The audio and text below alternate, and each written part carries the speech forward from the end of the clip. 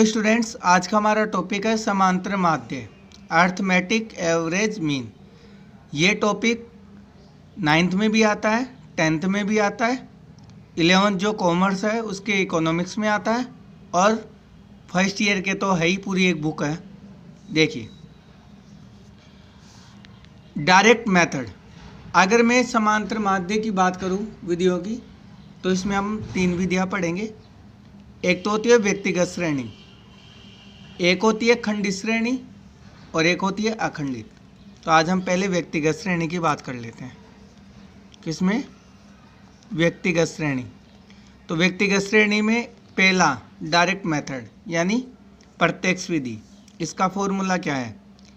यह है मीन यानी समांतर माध्य का साइन, एक्स बार बोलते इसको, समांतर माध्य का होता है। इसका मतलब है जितनी भी हमें संख्या दे रखी है, चाहे वो कितनी भी हो, हमें सिर्फ संख्याएं दी हुई होंगी, इन सबको हम जोड़ लेंगे। जितनी भी हमारी संख्या दी हुई होगी उन सबको जोड़ लेंगे और उसमें उन संख्याओं को गिन लेंगे कि वो कितनी संख्याएं हैं, एन यानी उनकी काउंटिंग, कि वो कितनी संख्याएं हैं उसका भाग दे देंगे। जैसे हम औसत निकालते हैं कि जितनी संख्याएं दे रखी है उनको जोड़ लो और उतनी संख्या का भाग दे दो। माध्य का मतलब भी वही है व्यक्तिगत श्रेणी में। एक्स बार का मतलब समांतर माध्य यानी मीन, एन का मतलब मदों की कुल संख्या यानी जो मदें हमें दी गई उनकी संख्या कितनी है।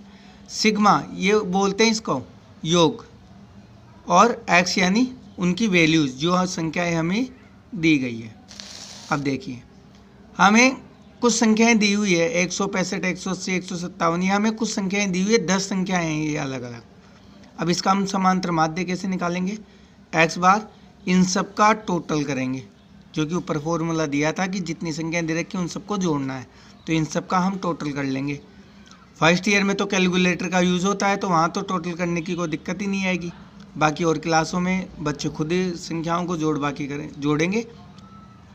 अब देखिए, एक्स बार ये इसका टोटल आया 1630। एन संख्याएँ कितनी है? 1 2 3 4 5 6 7 8 9 10, ये 10 संख्याएँ हो गई। ये हो गया 163। अब पहचानेंगे कैसे कि ये व्यक्तिगत श्रेणी है या खंडित है या सतत है? अगर हमें सीरियल नंबर दे दिया जाए, अगर हमें महीने दे दिए जाए, सप्ताह के दिन दे दिए जाए, तो ये सब व्यक्तिगत श्रेणी में आते हैं, यानी जिसमें आवर्ती ना होकर कोई ना कोई रिपीटेशन होता है, यानी संख्याएं इस तरह रहती है सीरियल नंबर वाइज या महीने वाइज या वीकली, तो ऐसी संख्याओं को हम व्यक्तिगत कहते हैं। अब इसका दूसरा जो विधि है वो है शॉर्टकट मेथड, लघु रीति। अधिकतर ज़्यादातर जो टॉपिक है वो इन्हीं से रिलेटेड होते हैं। लघु रीति में क्या है? लघु रीति शॉर्टकट मेथड। एक्स बार ये इसका फॉर्मूला है, ये क्या है? इसका सूत्र है एक्स बार बराबर A plus sigma D X upon N. A यानी हम एक कल्पना करके एक माध्य हमें खुद को चुनना पड़ेगा, वो हम प्रैक्टिकल में समझेंगे। A plus sigma D X upon N.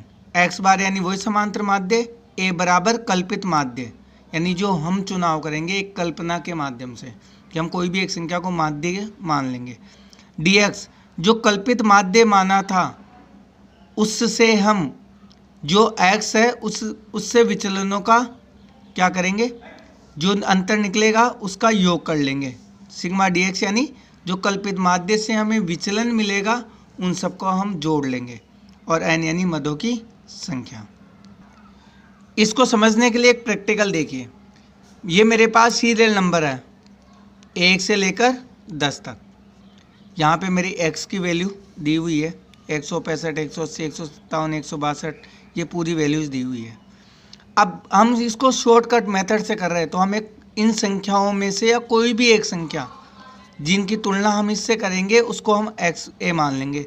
तो मैंने एक संख्या ले ली 160 कि मेरा ए बराबर 160 है। अब इस 160 यहाँ देखो डी एक्स का फॉर्मूला क्या है? एक्स माइनस ए, यानी जो हमारी एक्स की वैल्यू है उसमें से हम इस ए को यानी 160 को घटाएंगे, यानी 165 में से 160 जाएगा, 180 में से 160 जाएगा। अगर एक्स की संख्या बड़ी हुई तो ये प्लस में आंसर आएगा, और एक्स की संख्या छोटी हुई तो ये माइनस में आएगा। 160 से इनकी तुलना की, यानी इन सब में से हमें इस x में से ए को घटाना है 160 को। तो देखिए 160 165 में से 160 गया तो प्लस का 5, 180 में से गया प्लस का 20। अब 157 में से 160 जाएगा तो माइनस का 3, यानी प्लस की संख्या है तो प्लस लगाना है, माइनस की संख्या है तो माइनस लगाना है। अब इन देखिए यहाँ पे एक तरफ तो हम प्लस प्लस की संख्याओं का योग करेंगे, एक तरफ माइनस की संख्याओं को जोड़ेंगे। माइनस माइनस एक जगह, प्लस प्लस एक जगह। फिर ये देखेंगे कि प्लस की संख्या ज़्यादा है या माइनस की। यहाँ प्लस के तो 45 हो रहे हैं, माइनस के 15 हो रहे हैं, तो 45 में से 15 गए तो 30 बचते हैं। अब फॉर्मूले में मान रखिए x बार बराबर a plus sigma D X upon N.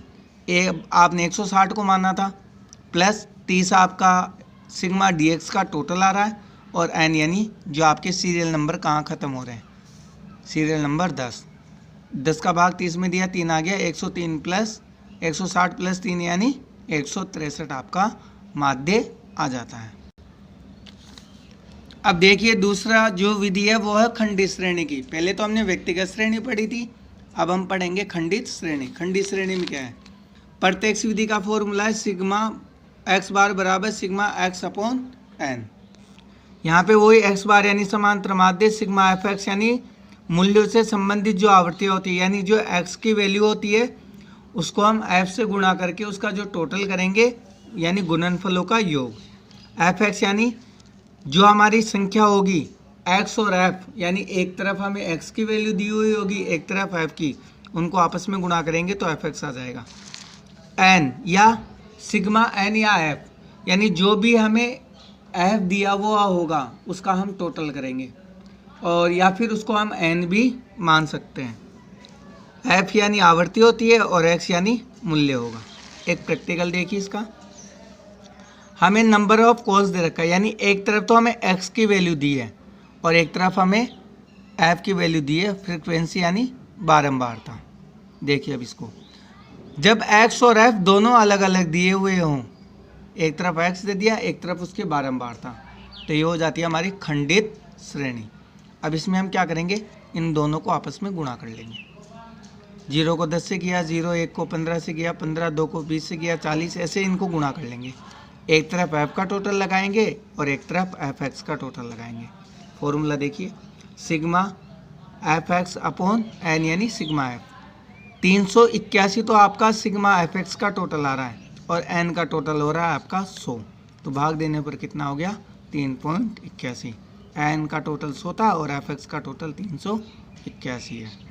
खंडित श्रेणी में एक लघु रीति वाला भी देखिए कि जहाँ पे एक्स दे रखा है और एफ दे रखा है, तो देखिए एक्स की वैल्यू दे रखी है, एफ की वैल्यू दे रखी है। अब मुझे सबसे पहले खंडित श्रेणी में अगर मैं उसको करता हूँ लघु रीति से, तो पहले चाहिए मुझे dx निकालने के लिए एक्स में से किसी भी संख्या को मैं कल्पित माध्य ले सकता हूँ।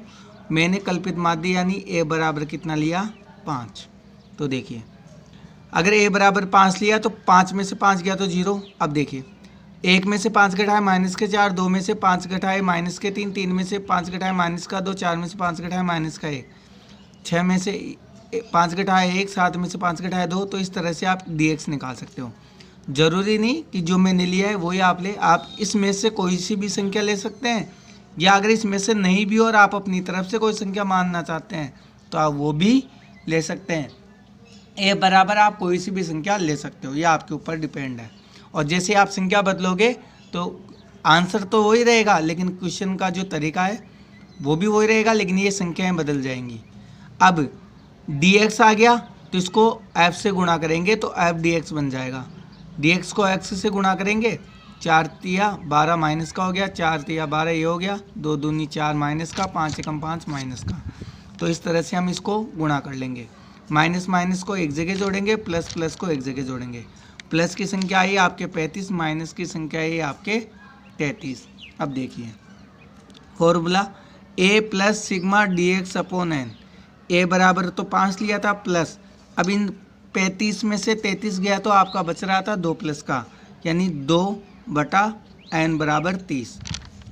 2 में 30 का भाग दोगे तो 0.0666 चलता जाएगा, तो मैं इसको 6-7 ले सकता हूँ। अगर पॉइंट के 1 तक संख्या रखना चाहते हो, 2 तक पॉइंट के बाद, तो 0 तो रहेगा, लेकिन ये 6 की जगह 7 हो जाएगा, यानी 5.07।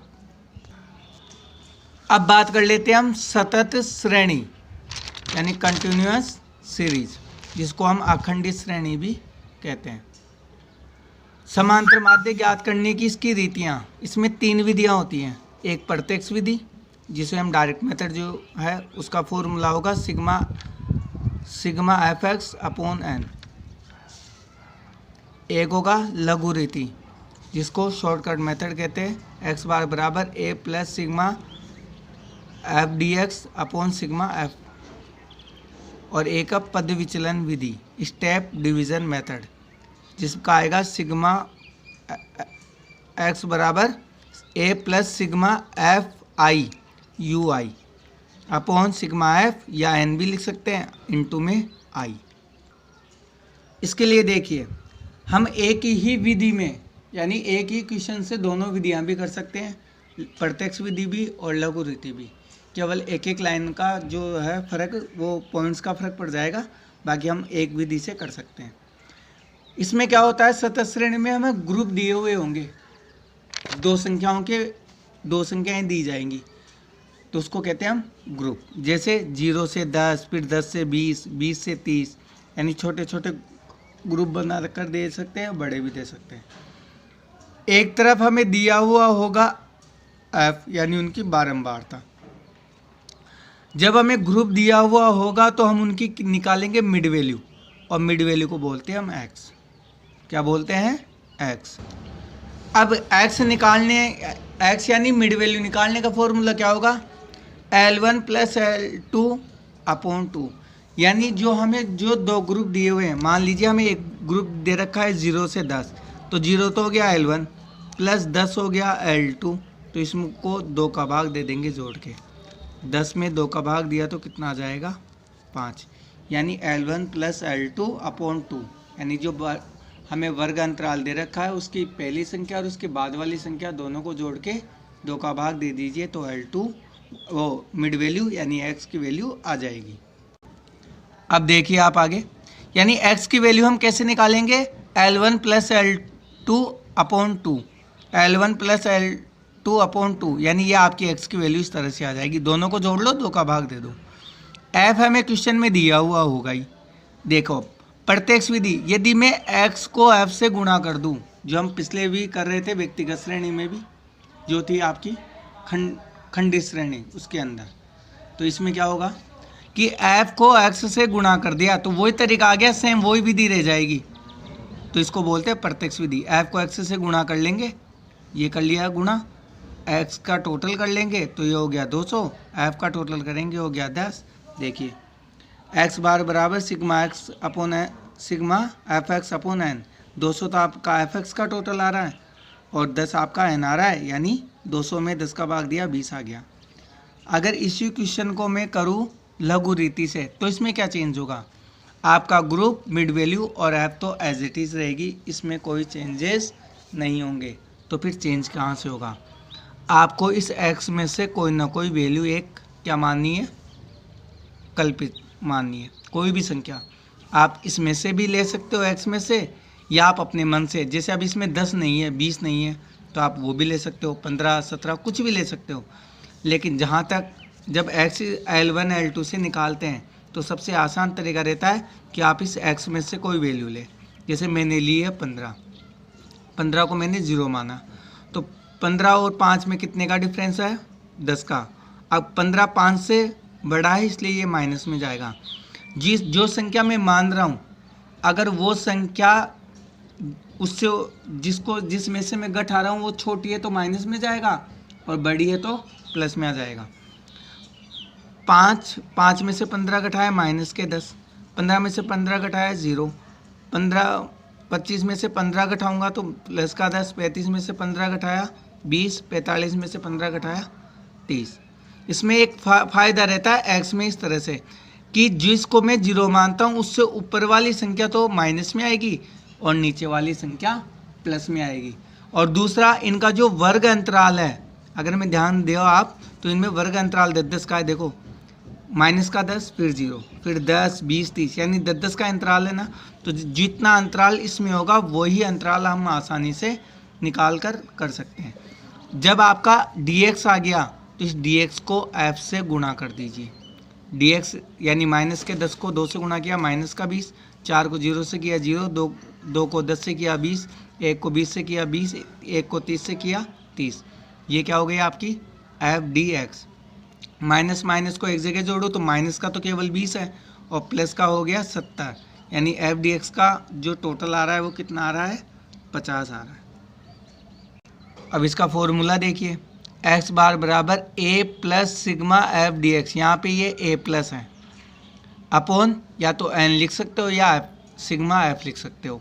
तो ए बराबर तो हमने 15 माना प्लस इसका आंसर जो था एफ डी एक्स का वो आ रहा है 50 और एन बराबर 10 है। एफ का टोटल कितना है 10। 50 में 10 का भाग दिया 5 आ गया, 15 में 5 जोड़ा 20। अगर आप एक चीज़ ध्यान देंगे तो दोनों का आंसर सेम आएगा, आंसर पे कोई फर्क नहीं पड़ेगा, चाहे आप इसे किसी भी विधि से करें। एक आखिरी मेथड जो इसका है पद विचलन विधि, उससे भी देखिए वो कैसे होगा। स्टेप डिवीजन मेथड वही है, सेम फॉर्मूला, कोई खास अंतर नहीं है। आपको ग्रुप दिए हुए हैं तो आप मिड वैल्यू निकालोगे, वही दोनों को एक्स L1 L2 को जोड़कर मिड वैल्यू निकाल लोगे। एफ आपको क्वेश्चन में दिया हुआ होगा। अब dx कैसे निकालोगे, मैंने किसको माना 25 को। अब जैसे मैंने बताया इन सब में कितने का अंतर है 10 का, इसको मैंने 0 माना तो ऊपर 10 का पहाड़ा लिखता जाऊंगा 10 20 और नीचे 10 20 30। 0 से ऊपर वाली माइनस में, 0 से नीचे वाली प्लस में। सबसे आसान तरीका है ये इसका। इसके बाद देखिए अब यू आई यानी पद विचलन, ये तो dx तो विचलन हो गया। अब पद विचलन का मतलब क्या हुआ कि इस dx में ऐसी एक कॉमन संख्या लेनी है जो सबसे डिवाइड हो जाए, यानी उस संख्या से ये dx पूरा डिवाइडेशन हो। तो मैंने इसमें से क्यों लिया dx, मैंने x में से क्यों लिया, इसका एक कारण है। अब देखिए इन सब में 10 का अंतराल आ रहा है तो इन सब में 10 का भाग दे दीजिए। 10 का भाग दिया, 10 का दिया, हालांकि 5 का भी भाग जा रहा है, 2 का भी जा रहा है, लेकिन हमें बड़ी से बड़ी संख्या का भाग देना है ताकि जो यू आई है वो सबसे छोटी संख्या है। तो ये तभी पॉसिबल है जब आप इसमें ये वर्ग अंतराल का भाग दे दो तो वही संख्या आपकी आती जाएगी। इन सब में 10 का भाग दिया तो ये संख्या आ गई यू आई। अब यू आई को एफ से गुणा करेंगे तो इसको एफ आई यू आई लिख सकते हैं। 4 दूनी 8, 7 एकम 7, दोनों माइनस के रहेंगे। 19 को 0 से किया 0, 5 को 1 से किया 5, 10 को 2 से किया 20, 5 को 3 से किया 15। एक तरफ माइनस माइनस को जोड़ा तो माइनस के तो 15 हो गए और एक तरफ प्लस प्लस को जोड़ा तो प्लस के 40 हो गए। 40 में से 15 गया तो प्लस के 25 आपके बच रहे हैं। अब देखिए इसका फॉर्मूला, सिग्मा एक्स बार बराबर A plus sigma F I U I upon sigma F. अब इसमें अंतर क्या है, यहाँ पे आई आ जाएगा। अगर वहाँ पे मैं आई का भाग दूंगा यानी वर्ग अंतराल किसी भी एक संख्या का भाग दूंगा तो जो मैंने भाग दिया है वही संख्या यहाँ आएगी। ए बराबर 25 माना प्लस एफ आई यू आई आपका 25 है ही जो इसका टोटल है अपॉन सिग्मा एफ 50 हो गया और इंटू आई बराबर 10। 0 से 0 कट गए, 5 का भाग 25 में दिया 5 बार, 25 प्लस 5 आपका 30 आंसर आ गया।